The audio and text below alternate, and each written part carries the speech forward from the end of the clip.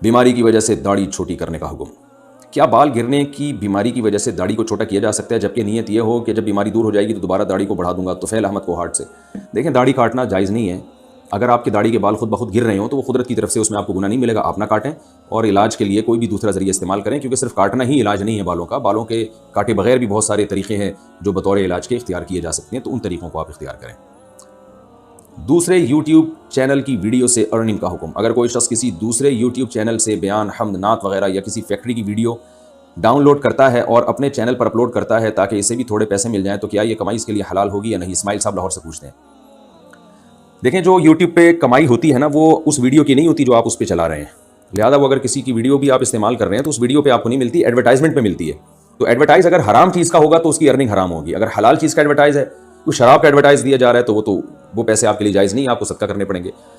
और अगर हलाल चीज़ का एडवर्टाइज चल रहा है तो फिर वो उन पैसों की अर्निंग भी आपके लिए हलाल है। तो चाहे वो अपनी वीडियो हो या किसी और की वीडियो। अलबत्ता ये अलग बात है कि अगर किसी ने अपनी वीडियो इस्तेमाल करने की आपको इजाज़त नहीं दी तो फिर उसकी परमिशन के बगैर वीडियो इस्तेमाल करना बहरहाल गलत है। ये बहरहाल नाजायज़ अमल है कि जब आपको इजाज़त नहीं दी तो आप क्यों इस्तेमाल कर रहे हैं। तो लेकिन जो अर्निंग होगी वो बहरहाल हराम नहीं होगी, क्योंकि अर्निंग जो हो रही है वो एडवर्टाइजमेंट की हो रही है। और एडवर्टाइजमेंट अगर हलाल है तो वो उसकी अर्निंग हलाल, एडवर्टाइज अगर हराम है तो उसकी अर्निंग हराम। हाँ, बाज़ दफ़ा ये होता है कि एडवर्टाइज हलाल है मगर उसमें लड़कियाँ आ रही हैं और बेहुदा, यानी उसको पेश बेहुदा तरीके से किया जा रहा है। जैसे एक जायज़ चीज़ की एडवर्टाइजमेंट की जा रही है, कोई शैम्पू है, उसका इश्तिहार जायज़ है लेकिन उसको पेश किया जा रहा है लड़कियों के ज़रिए। तो फिर उसमें जो जामे रशीद से फतवा गया है वो ये गया है कि उसमें देखा जाएगा कि अगर ये लड़कियों के बगैर एडवर्टाइज चलता तो फिर इसकी अर्निंग कितनी होती, लड़कियों के साथ जो एडवर्टाइज आ रहा है उसकी वजह से इसकी अर्निंग में इजाफा कितना हो रहा है, तो वो इजाफा उसको सदका करना पड़ेगा। और ये बड़ा मुश्किल काम है, क्योंकि मैंने जो मालूमात हासिल की हैं वो कहते हैं कोई फ़र्क पड़ता नहीं है कि वो ख़वातीन के साथ इश्तिहार आए, उसकी भी अर्निंग उतनी होती है जितनी बगैर ख़वातीन के। वल्लाहु आलम, ये बहरहाल आप माहिरीन से रुजू करें। इसलिए हम ये कहते हैं कि यूट्यूब की अर्निंग में बहरहाल कुछ हिस्सा सदका करना ज़रूरी है, क्योंकि इसमें हराम की आमेज़िश बहरहाल होती है। अगर हलाल चीज़ें भी एडवर्टाइजमेंट के तौर पर आ रही हैं तो भी उसका पेश करने का तरीक़ाकार ऐसा होता है कि उसमें हराम बहरहाल शामिल होता है। तो इसलिए हम जो भी यूट्यूब में से अर्निंग करते हैं उनको यही कहा जाता है कि आपको यूट्यूब की अर्निंग का चंद फ़ीसद हिस्सा अंदाजे से, जो मेरी राय के मुताबिक, जो मैंने टूटी फूटी माहिरीन से मालूमात की, कम से कम 10% है। किसी और की राय ज़्यादा भी हो सकती है, किसी की कम भी हो सकती है, वो हर आदमी खुद फैसला करे जो अपने असबाब और वसाइल इख्तियार करके। तो यूट्यूब की अर्निंग से कुछ न कुछ बहरहाल सदका करना चाहिए ताकि आपकी अर्निंग में जो हराम शामिल हुआ है उससे आपकी अर्निंग पाक हो जाए। कसम का कफ़ारा क्या? हर कसम का कफ़ारा क्या है? क्या हर कसम पूरी की जाएगी? अमान सईद लखनऊ से पूछते हैं, अगर कसम खाई जाए और वो टूट जाए तो इसका क्या कफ़ारा अदा करना होगा? अगर किसी ने कसम खाई कि भाई का फ़लाँ सामान इस्तेमाल नहीं करूँगा, फिर भाई इसके इस्तेमाल पर इसरार करे, तो ऐसी सूरत में क्या करना चाहिए? पहले तो कसम अगर आपने खाई कि मैं ये काम करूँगा या नहीं करूँगा, फिर आपने कसम तोड़ दी, तो उसका कफ़ारा कुरान में साफ़ तौर पे अल्लाह ने बयान किया, इत्आमु अशरति मसाकीन मिन औसति मा तुतइमून अहलीकुम औ किस्वतुहुम, के 10 गरीबों को 2 टाइम का खाना खिलाओ, या 10 गरीबों को यानी दरमियानी दर्जे का खाना, या लिबास पहनाओ उनको दरमियानी दर्जे का, या 3 दिन के रोज़े के सयाम सलातत अय्याम, 3 दिन के जो है रोज़े। और अब्दुल्लाह इब्न मसूद रज़ी अल्लाह तआला अन्हु के फतवे के मुताबिक ये 3 दिन के रोज़े मुतवातिर हैं, इनमें गैप करके नहीं रख सकते। तो कसम का कफ़ारा ये है कि या ग़ुलाम आज़ाद करना, ग़ुलाम तो आजकल है नहीं, तो आप 10 गरीबों को 2 टाइम का खाना खिलाएं। और हनफिया के नज़दीक खाने की कीमत भी दी जा सकती है। दूसरे अइम्मा के नज़दीक, जो हमारे यहाँ अहले हदीस हज़रात हैं, या तीनों अइम्मा शाफ़िई, मालिकी, हनाबिला, उनके यहाँ तो खाना ही खिलाना पड़ेगा, लेकिन हनाफ के यहाँ कीमत भी दी जा सकती है। बल्कि हनाफ के यहाँ कीमत देना ज़्यादा अफजल है, ताकि वो अपनी, अगर खाने की ज़रूरत नहीं है तो कोई और ज़रूरत है तो उस ज़रूरत को पूरा कर ले। तो कीमत अगर आप देना चाहेंगे तो उसमें फ़िदिया की जो रकम है ना, जो ईद उल फितर के मौके पे फ़िदिया दिया जाता है, बाज़ उलमा की राय के मुताबिक वो 1.25 किलो है, बाज़ की राय के मुताबिक 2.25 किलो है। बेहतर है 2.25 किलो कर दें, ज़्यादा फ़र्क नहीं है। 2.25 किलो गंदुम की जो कीमत है वो आप यानी एक गरीब को दें। इस तरह हर गरीब को आप, यानी 10 गरीबों को 2.25 किलो गंदुम की कीमत दे दें आप, यानी 2.25 किलो गंदुम के 10 थैले बना के आप 10 गरीबों में बांट दें, या 2.25 किलो गंदुम की जो वैल्यू चल रही है उतने पैसे आप 10 गरीबों में, यानी उसको 10 से ज़रब दें और 10 गरीबों में बांट दें, जो मेरा ख्याल है आजकल 1200-1300 या 1500 रुपये से ज़्यादा नहीं बनता होगा। तो 1500 रुपये तकरीबन 10 गरीबों में बांट देंगे तो सदक़े फ़ितर के बराबर 10 गरीबों को, यानी सदक़े फ़ितर के बराबर रकम मिल जाएगी। तो ये भी जायज़ है। और ये भी जायज़ है कि एक गरीब को 10 दिन तक पैसे दे दें, या 10 दिन तक खाना खिला दें 2 टाइम का। जैसे एक गरीब आपने दोपहर और रात का खाना खिलाया, उसी गरीब को अगले दिन भी दोपहर और रात का खिलाएंगे तो वो नया गरीब शुमार होगा। तो इस तरह 10 दिन में डिवाइड करके एक ही गरीब को खाना खिला देंगे तो ये भी ठीक है। एक ही गरीब को 10 आदमियों का खाना ठोंस दिया आपने, या 10 आदमियों के पैसे इकट्ठे दे दिए एक ही दिन, तो वो एक गरीब कहलाएगा, 10 गरीब नहीं कहलाएंगे, याद रखिए। तो एक गरीब को आपने 10 दिन में डिवाइड करके 2 टाइम का खाना खिलाया, ये भी जायज़ है। या एक गरीब को सदक़ा फ़ितर की रकम आज दी, फिर उसी गरीब को उतनी ही रकम कल अगले दिन दे दी, तो आपने सदक़ा फ़ितर के बराबर रकम यानी 2.25 किलो गंदम के बराबर रकम, फॉर एग्जांपल वो 150 रुपये बनती है, ये 100-150 के दरमियान ही है, तो आपने एक ही गरीब को 10 दिनों में डिवाइड करके दी ना, तो भी वो 10 गरीब ही कहलाएंगे। जैसे आपने एक गरीब को 150 रुपये आज पकड़ा दिए, फिर उसी गरीब को 150 रुपये कल पकड़ाए, फिर परसों पकड़ाए, इस तरह 10 दिन तक करते रहे तो वो 10 गरीब ही कहलाएंगे। यानी एक गरीब को पैसे या खाना एक दिन में जितनी बार भी खिलाएंगे तो वो एक ही समझा जाएगा। 10 गरीबों का यानी एक गरीब को आपने एक ही दिन में खिला दिया ना, तो एक गरीब समझा जाएगा, 9 रह जाएंगे। हाँ, अगर एक ही पर एहसान करना है तो 10 दिनों में डिवाइड कर दें उसको, तो ये है कसम का कफ़ारा। और अगर आप खुद इतने गरीब हैं कि गरीब को 10 गरीबों को 2 टाइम का खाना नहीं खिला सकते या उसको पैसे नहीं दे सकते खाने के, तो फिर आप खुद गरीब हैं, तो फिर 3 दिन लगातार रोज़े रखने पड़ेंगे। अच्छा, इसमें एक अहम बात यह भी है कि अगर आपने एक गरीब को 2 टाइम का खाना खिलाने का ये तरीका इख्तियार किया कि एक को दोपहर यानी एक गरीब को दोपहर का खाना खिलाया और रात का खाना, ये भी जायज़ है। लेकिन ये भी जायज़ है कि आज एक गरीब को आपने दोपहर का खाना खिलाया, कल अगले दिन दोबारा दोपहर का खिला दिया, तो ये भी 2 टाइम का खाना ही कहलाएगा। यानी 2 टाइम का खाना किसी भी लिहाज से आप खिला देंगे 10 गरीबों को, तो वो कफ़ारा अदा हो जाएगा। इसलिए मैं लोगों से कहता हूँ इसका बेहतर तरीका ये है कि कोई भी गरीब तलाश कर लें आप, एक गरीब या 2 गरीब या जो भी आपको मिलता है। अगर मिसाल के तौर पर एक मिस्कीन आपको मिलता है कि यार ये बेचारा गरीब है, तो फिर आप होटल वाले को पैसे दे दें कि यार इसको जो है ना 10 दिनों तक लंच ये तुम्हारे पास ही करेगा, बल्कि 20 दिनों तक जब वो लंच करेगा होटल वाले के पास, तो इसका मतलब होगा कि आपने एक गरीब को 2 टाइम का खाना खिला दिया और यानी वो मुसलसल 20 दिन तक खिलाया है, तो वो यानी 10 दिनों तक हो गया वो, क्योंकि जब 2 टाइम खिला दिया ना आपने, दोपहर और अगले दिन दोपहर, तो वो एक दिन कहलाएगा। यानी एक दिन का खाना आपने खिला दिया 2 टाइम का, तो इस तरह 20 दिन में। और अगर यूं भी कर सकते हैं कि होटल वाले को आप कह दें कि भाई ये गरीब आदमी ये दोपहर खाना भी खाएगा, रात का खाना भी खाएगा, पेमेंट मुझसे एडवांस ले लो, तो और 10 दिन तक इसको खिलाना है तुमने, इस तरह भी कफ़ारा आसानी से अदा हो जाएगा, फिर 10 दिनों में हो जाएगा। अगर एक ही टाइम का खिलाते हैं तो 20 दिनों तक खिलाना पड़ेगा, और अगर 2 टाइम का खिलाते हैं तो 10 दिनों तक खिलाना पड़ेगा। और ये भी जायज़ है आपके लिए। मैं इसलिए सारी सूरतें बता रहा हूँ कि लोग अमली तौर पर बड़ी मुश्किल में होते हैं कि कैसे अदा करें। तो ये भी जायज़ है कि आप 10 आदमियों को लेके चले जाएँ होटल के, भाई इनको आज दोपहर और रात का खाना खिला दो और ये पैसे मुझसे एडवांस ले लो। ये भी जायज़ है कि इनको आज का लंच और कल का लंच मेरे ज़िम्मे, इन 10 गरीबों का, ये भी ठीक है। अगर 10 नहीं मिल रहे 5 को आप खिला दें, लेकिन फिर उसी हिसाब से दिन बढ़ाते चले जाएं, तो इस तरह से कसम का कफ़ारा अदा हो जाएगा। ये भी मुमकिन है किसी मदरसे में आपको गरीब मिस्कीन तलबा लगते हैं, जो जैसे मैं अंदरून सिंध अभी होकर आया हूँ, बहुत गरीब इलाके हैं वहाँ पे, वहाँ जाके कोई देख पकवा दी आपने मिस्कीन तलबा को, आपने कहा कि भाई ये मेरी तरफ से 2 टाइम का खाना या आज का लंच और कल का लंच, ये 2 टाइम बहरहाल खिलाना पड़ेगा, ये ज़हन में रखिए, वरना कफ़ारा अदा नहीं होगा। यानी एक ही टाइम में 10 आदमियों को या 100 को खिला दिया, इससे नहीं होगा। और जिन लोगों को एक टाइम का खिलाया उन्हीं को दूसरे टाइम का खिलाएंगे तो होगा। ये नहीं कि 10 गरीबों को आपने दोपहर का खिलाया, फिर कोई दूसरे 10 को अगले टाइम का खिलाया, तो भी कफ़ारा अदा नहीं होगा। तो ये कफ़ारे के मसाइल हैं, इसको खूब अच्छी तरह समझें। रहा ये मसला कि कसम खा के तोड़नी चाहिए कि नहीं तोड़नी चाहिए, इस बारे में सही हदीस मौजूद है। आप सल्लल्लाहु अलैहि वसल्लम ने इरशाद फरमाया, मन हलफ़ अला यमीनिन फरआ गैरहा खैरन मिनहा फलयुकफ़िर अन यमीनिही, कि आप सल्लल्लाहु अलैहि वसल्लम ने इरशाद फरमाया कि जिसने कसम उठाई, बाद में उसका ख्याल हुआ कि ये मैंने सही बात पे कसम नहीं उठाई, तो उसे चाहिए कसम तोड़ दे और कफ़ारा अदा करे। तो आपने कहा कि आपके भाई के सामान आप इस्तेमाल नहीं करेंगे और भाई इस पर नाराज़ हो रहा है, तो रिश्तेदारी तो ऐसी चीज़ है जिसके जोड़ने का शरीयत ने हुक्म दिया है, तो आपको चाहिए अपने भाई का सामान इस्तेमाल करें, कसम टूट जाएगी, और तौबा भी इस्तिग़फ़ार भी करें और कफ़ारा भी अदा कर लें। अगर पहाड़ की चोटी सर करने में जान का खतरा हो, फ़हीम शहजाद अमेरिका से पूछते हैं, क्या पहाड़ों पर कोह पैमाई जिससे जान जाने का भी खतरा हो, क्या यह जायज़ है या नहीं? भाई अगर पहाड़ पे चढ़ के आपको नाम गिनीज़ बुक ऑफ वर्ल्ड में आ जाएगा, लेकिन इस बात का भी ख़तरा है कि कब्रिस्तान में भी नाम आ सकता है आपका, और जो ईदी सेंटर में मुर्दे खाने होते हैं उनमें भी आपका नाम आ सकता है, बल्कि खुद आप आ सकते हैं वहाँ पे। तो गिनीज़ बुक ऑफ वर्ल्ड की बुक में तो सिर्फ नाम आ रहा है, लेकिन अगर वहाँ से गिर के स्लिप हो गए मर गए, तो जो ईदी सेंटर है उसके मुर्दा खाने में सिर्फ नाम नहीं आएगा, बल्कि आप पूरे आ जाएंगे उसमें। तो ऐसा ख़तरा जिसका कोई दुनिया या दीनी फ़ायदा भी ना हो, ऐसा ख़तरा मोल लेना जायज़ नहीं है, अपने आप को इस तरह से हलाकत में डालना जायज़ नहीं है। तो कोह पैमाई वही करे, पहाड़ों पे वही जाए जिसको गालिब गुमान यकीन के दर्जे में, यानी 100% यकीन तो ज़ाहिर है किसी को नहीं होता, करीब बा यकीन हो, गालिब गुमान हो कि इंशाअल्लाह मुझे कुछ नहीं होगा, मैंने इतनी प्रैक्टिस कर ली है।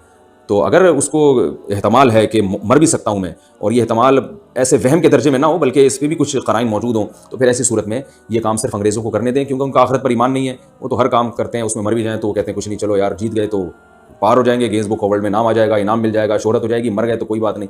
हमारे साथ ऐसा नहीं है, अगर आप पाँव स्लिप हो और मर गए तो फिर ये किसी और तरफ अल्लाह ले जाएगा आपको। अल्लाह कहेगा ये ज़िंदगी मैंने दी थी पहाड़ों को अबूर करने के लिए नहीं, और सिर्फ चट्टानों पे चढ़ के अपना नाम रोशन करने के लिए नहीं, बल्कि वमा खलक़तुल जिन्न वल इंसा इल्ला लियअबुदून, अल्लाह ने हमें अपनी इताअत के लिए पैदा किया है, बड़े कामों के लिए, जिसका कौम को फ़ायदा हो। हाँ, अगर पहाड़ पर चढ़ने से लोगों को फ़ायदा हो रहा है, फ़ायदा का मतलब सिर्फ इंटरटेनमेंट वाला फ़ायदा नहीं, बल्कि कोई पहाड़ पे खुदा न खास्ता बम रखा हुआ है और आप वो बम उठा के फेंक रहे हैं नीचे जाके ताकि फटने से बचाएं, मिसाल दे रहा हूं मैं, कुछ भी हो सकती है वजह, या पहाड़ पर की चोटी पर कोई ऐसा चश्मा दरियाफ्त हो गया है, या वहां कोई ऐसी कान दरियाफ्त हो गई है सोने की कि आप जाएंगे तो कौम को बड़ा फायदा होगा, तो आप फिर तो रिस्क लिया जा सकता है। बिला वजह सिर्फ अपना नाम रोशन करने के लिए अपनी जान को खतरे में डालना ये बिल्कुल जायज़ नहीं है, बिल्कुल हराम है, इसकी शरन बिल्कुल इजाज़त नहीं है। गैर मुस्लिम मुल्क की इमिग्रेशन लेना, क्या एज अ मुस्लिम गैर मुस्लिम जैसे ऑस्ट्रेलिया कनाडा की इमिग्रेशन अप्लाई की जा सकती है? नासिर अबू ज़ैबी से पूछते हैं। भाई किसी भी मुल्क की नेशनलिटी हासिल करना जायज़ है, इसमें कोई हर्ज नहीं है। सिर्फ इतनी बात है कि कोई भी ऐसा मुल्क जहां आप अगर रहो तो आपको गालिब गुमान हो कि मेरी औलाद बिगड़ जाएगी, दीन से दूर हो जाएगी, तो वो वहाँ रहना जायज़ नहीं है। बहरहाल तो सबसे पहले अपने ईमान की हिफाजत, अपने ईमान की और अपने बच्चों की तरबियत कर सकते हैं। अगर आप तो आप अमेरिका में रहें, कनाडा में रहें, बरतानिया में रहें, बहुत से लोग रह रहे हैं और अल्हम्दुलिल्लाह उनके बच्चे बड़े नेक हैं। लेकिन अगर आप समझते हैं कि बच्चे हमारे कंट्रोल से बाहर निकल जाएंगे, दीन से दूर हो जाएंगे, तो फिर आपके लिए जायज़ नहीं है वहाँ रिहाइश इख्तियार करना। लेकिन नेशनलिटी लेना बहरहाल जायज़ है। क्या बगैर गवाहों के निकाह हो जाएगा? मोहम्मद अम्मार कराची से। अगर लड़का लड़की एक दूसरे को निकाह में कबूल कर लें जबकि वहाँ कोई तीसरा मौजूद ना हो तो क्या इस तरह निकाह सही हो जाता है? मोहम्मद अम्मार भाई, लगता है कि आप चाह रहे हैं कि बड़े आराम से निकाह हो जाए और किसी को पता ही न चले। भाई निकाह और ज़िना में यही फ़र्क है कि निकाह गवाहों के साथ होता है, हमेशा के लिए होता है, और ज़िना बगैर गवाहों के होता है और वक्ती होता है। तो इसी वजह से हम मुता को भी ज़िना ही कहते हैं, क्योंकि वो भी टेम्परेरी होता है। तो निकाह हमेशा के लिए होता है, फिर उसमें तलाक हो जाना एक इत्तेफाकी हादसा है, लेकिन निकाह होता बहरहाल हमेशा के लिए और गवाहों की मौजूद होना ज़रूरी है। सही हदीस है रसूलुल्लाह सल्लल्लाहु अलैहि वसल्लम की, ला निकाह इल्ला बिहुज़ूरि शाहिदैन, आप सल्लल्लाहु अलैहि या ला निकाह बिगैर शुहूदिन के अल्फाज हैं बाद रिवायत में, और बाज़ रिवायत में आता है कि इल्ला बिहुज़ूरि शाहिदैन, कि दो आदमियों के गवाह होना ज़रूरी है निकाह में, और एक मर्द दो औरतें भी हो सकती हैं, इसके बगैर निकाह नहीं होगा। सुन्नत गैर मुअक्कदा को पढ़ने का तरीका, मोहम्मद सफ़वान दिल्ली से पूछते हैं। असर की 4 रकत सुन्नत में क़ादा उला में सिर्फ अत्तहियात पढ़कर खड़े हो जाएं या दुरूद शरीफ और दुआ भी पढ़ेंगे? जनाब मोहम्मद सफ़वान दिल्ली से, बात यह है कि जो गैर मुअक्कदा सुन्नतें हैं, जैसे ज़ोहर असर से पहले की 4 सुन्नतें, ईशा से पहले की 4 सुन्नतें, तो इनमें 2 रकतों के बाद आपको इख्तियार है, अत्तहियात पढ़ के भी खड़े हो सकते हैं, लेकिन बेहतर है कि दुरूद शरीफ भी पढ़ें, दुआ भी पढ़ें, उसके बाद खड़े हों, और फिर तीसरी रकत में सना भी पढ़ें आप, बेहतर यही है, क्योंकि ये 2-2 रकतें करके ही मुनक़िद होती हैं। लिहाजा गैर मुअक्कदा सुन्नतों में 2 रकतों के बाद आप अत्तहियात भी पढ़ें, सूरत भी, दुरूद शरीफ भी पढ़ें और दुआ भी पढ़ें। लेकिन अगर अत्तहियात पढ़ के खड़े हो जाएं तो भी ठीक है, और तीसरी रकत में सना ना भी पढ़ें तो भी ठीक है। और इसमें यह भी जहन में रखें कि अगर किसी ने सुन्नत गैर मुअक्कदा या नफिल में 4 की नीयत बांधी तो 2 रकत के बाद सलाम फेर सकता है वो, और 2 की नीयत बांधी तो 4 पढ़ सकता है। यानी उसमें कोई मुतय्यन नहीं हो जाता कि 4 की नीयत है तो अब 4 पूरी करना ज़रूरी है। तो आपने अगर ज़ोहर से पहले 4 की नीयत बांधी थी तो 2 रकत के बाद भी आप सलाम फेर सकते हैं। 2 की नीयत बांधी थी तो आपको ख्याल हुआ अभी टाइम है, चलो तीसरी रकत के लिए खड़े हो जाओ, तो ये भी जायज़ है। इसी तरह तहज्जुद में भी ये जायज़ है। तहज्जुद में आपने नीयत की थी 4 रकतें पढ़ने की, लेकिन आप 2 रकत के बाद सलाम फेर लें तो भी ठीक है। नीयत की थी आपने 2 रकत के बाद सलाम फेरूंगा, लेकिन 2 रकत के बाद आपका इरादा हुआ चलो यार इसी के साथ तीसरी मिला लेते हैं, क्योंकि बाज़ दफ़ा इंसान को ये खतरा होता है मैंने सलाम फेरा तो नमाज से निकल गया तो शैतान मुझे सुस्ती में डाल देगा, तो सलाम फेरो ही नहीं हो, डायरेक्ट खड़े हो जाओ। तो इस तरह आप जितनी चाहे रकतें पढ़ें, 8 रकतें भी पढ़ सकते हैं इस तरीके से। अफजल ये है कि 2-2 रकतें करके पढ़ी जाए, लेकिन 4 भी पढ़ सकते हैं, 6 भी पढ़ सकते हैं। नवाफिल में कोई पाबंदी नहीं है। आप गुटके का कारोबार करना कैसा है? क्या गुटखा बेचना जायज़ है या नाजायज़? सुहेल महाराष्ट्र से पूछते हैं। मैंने इसी चैनल पे जो एक सवाल का जवाब रिकॉर्ड करवाया है सिगरेट और तंबाकू के हवाले से, तो गुटके का जो हुक्म है वो सिगरेट और तंबाकू से ज़्यादा सख्त है, क्योंकि सिगरेट का इतना नुकसान नहीं है जितना गुटके का है। गुटके के तो बहुत वाक़यात और ये फ़ौरी नुकसान पहुँचाता है, इसलिए गुटके के कारोबार को मैं समझता हूँ कि जायज़ नहीं कहा जा सकता, और गुटखा खाना भी जायज़ नहीं है, इसका कारोबार भी जायज़, क्योंकि इसमें बहुत जल्दी नुकसान होता है और इसके कई नुकसान आते हैं, जिनमें कैंसर, हमने अपने दोस्तों को कैंसर से मरते हुए देखा है जो गुटखा खाया करते थे जवानी में, और बाज़ ऐसे हैं जिनका मुंह बंद हो गया, खुल ही नहीं रहा उनका। सिगरेट में हमने ये नुकसान बहरहाल नहीं देखे, तो इसलिए इसको आप सिगरेट और तंबाकू पे क़यास नहीं कर सकते।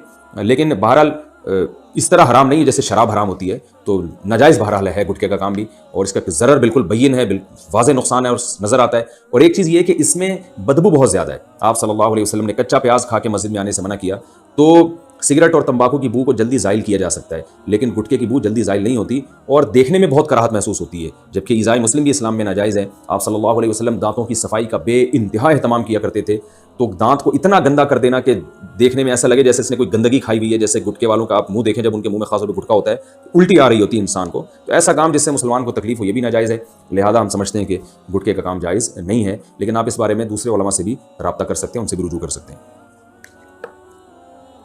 बच्चा गोद लेने के अहकाम। मेरे एक भाई की 20 साल से कोई औलाद नहीं थी, मेरे दूसरे भाई ने उन्हें एक बच्चा गोद दिया है, इसके मसाइल और फ़ज़ाइल पर थोड़ी सी रोशनी डालें ताकि मैं इनकी रहनुमाई कर सकूं। नासिर साहब मुज़फ़्फ़राबाद से। देखें, फ़ज़ाइल तो मेरे इल्म में बिल्कुल भी नहीं है कि आप अपना बच्चा किसी को दे दें। इसलिए नहीं है कि आप अपने भाई का फ़ायदा तो देख रहे हैं लेकिन अपने बच्चे का फ़ायदा नहीं देख रहे। बच्चे का होता ये है कि जब आप अपना बच्चा किसी दूसरे को देते हैं तो आपका बच्चा बहन भाइयों की नेमत से महरूम हो जाता है। याद रखें, बच्चे की जो ग्रोथ है ना मेंटली, और उसकी जो ज़हनी ग्रोथ है, उसके लिए ज़रूरी है कि बच्चे के पास बहन भाई भी होलसेल के हिसाब से मौजूद हों, क्योंकि बच्चा उनसे अपनी दिल की बात शेयर करता है, बहुत जल्दी बोलना सीखता है बहन भाइयों की मौजूदगी में। एहसासात पैदा होते हैं, मोहब्बत पैदा होती है, जज्बात पैदा होते हैं, एक दूसरे के साथ खेलते हैं, तो इसलिए वो जल्दी ग्रोथ कर जाते हैं मेंटली। जिन बच्चों के बहन भाई होते हैं, ये तो यूके के जो नोबेल इनाम याफ्ता और अमेरिका के जो नोबेल इनाम याफ्ता माहिर नफ्सियात हैं, उनकी बात मैं आपके सामने कर रहा हूँ कि जिस बच्चे के बहन भाई कसरत से हों और खासतौर पर करीबुल उमर हों, ये जो दो बच्चों में ज़्यादा गैप होता है ना, इससे भी बच्चे को नुकसान होता है, क्योंकि बच्चे को अपनी उम्र के करीब कोई बहन या भाई नहीं मिलता। वो फ़र्क आ जाता है उसमें, यानी उम्र का गैप आ जाता है, जिसकी वजह से मेंटल फिर उनके आपस में मिलते नहीं हैं। तो आप अपना बच्चा जब किसी को देंगे तो इसमें नुकसान ये होगा कि वो बच्चा बहन भाइयों से महरूम होता है और उसमें उसकी जो ग्रोथ जिस तरह से जहनी होनी चाहिए वो बाज़ दफ़ा नहीं हो पाती। तो मैं इसको काबिल फ़जीलत अमल तो बहरहाल नहीं समझता, लेकिन अगर किसी ने दिया है और रिश्तेदारी के ख्याल करके दिया है तो शायद उसको रिश्तेदारी की वजह से शायद सवाब मिल जाए, वल्लाहु आलम। इसके अहकाम और मसाइल ये हैं कि जिसको बच्चा दिया है वो, अगर आपने बेटी दी है तो वो जो बाप उसका, यानी दूसरा जो हकीकी बाप नहीं है, तो वो उसकी वल्दियत में सबसे पहली बात यह है कि ओरिजिनल बाप का नाम डालेगा सारी ज़िंदगी, उसमें वल्दियत चेंज नहीं की जा सकती, और बच्चे को बताएगा कि आपके असल वालिद वो हैं, मैंने आपको बचपन में लेके पाला है, बेटा हो या बेटी।